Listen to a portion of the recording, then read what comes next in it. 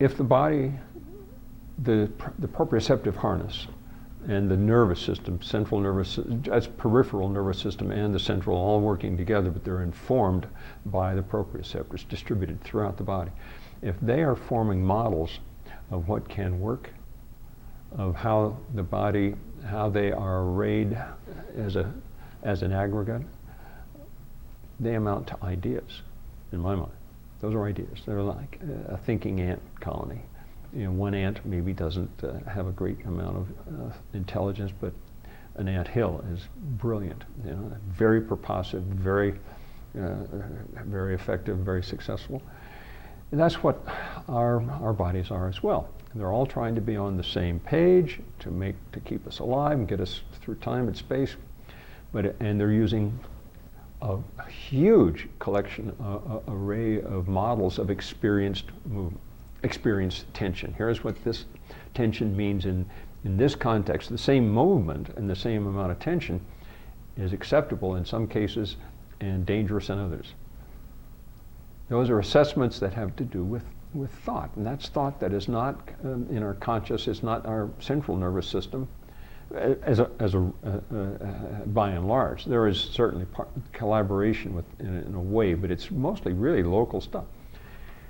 The ideas that the proprioceptors have about their immediate neighborhood are the biggies, but they're having to deal with tension that's developed and not within their muscle or tendon, but neighboring tension. And as a matter of fact, any movement is going to involve tension from your toe all the way through the top of your head and fingertips. I mean, it's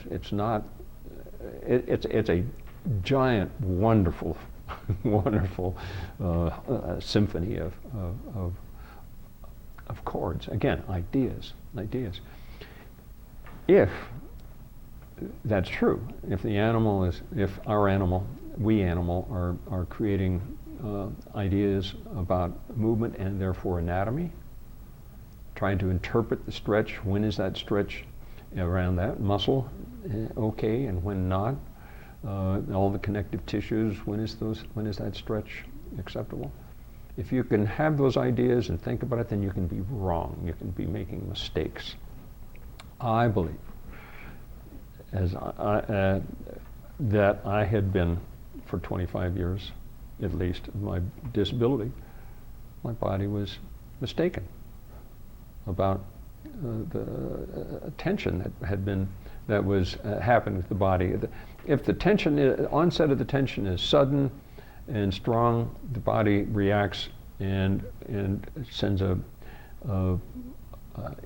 within the same muscle, motor and sensory nerve. If the sensory nerve picks up too much tension for the model that's currently in use, it sends a reflex arc to the spinal cord, which fires that same muscle to stop the tension, to react to the tension. If you've got a long-range misunderstanding within the body, and tension appears that the body can't imagine where it's coming from and assumes it's coming from within its own casing, but it's sort of an alarm, quick, do something, contract. And if the mistake is profound enough, that contraction can be a spasm, turn into a spasm, and can be held on to because it's a pain, and that kind of sensation is just an alarm, a warning. Oh, something bad is happening. And if you don't know how to react, and you don't in your body, if your body doesn't understand its more distant geography or distant engineering, then it has a hard time doing the technology in an adequate way. That drift was very important to me. It was just one of the big, powerful things. By building those forms, the proprioceptive harness is addressing, because it's muscle by muscle, form by form, casing by casing.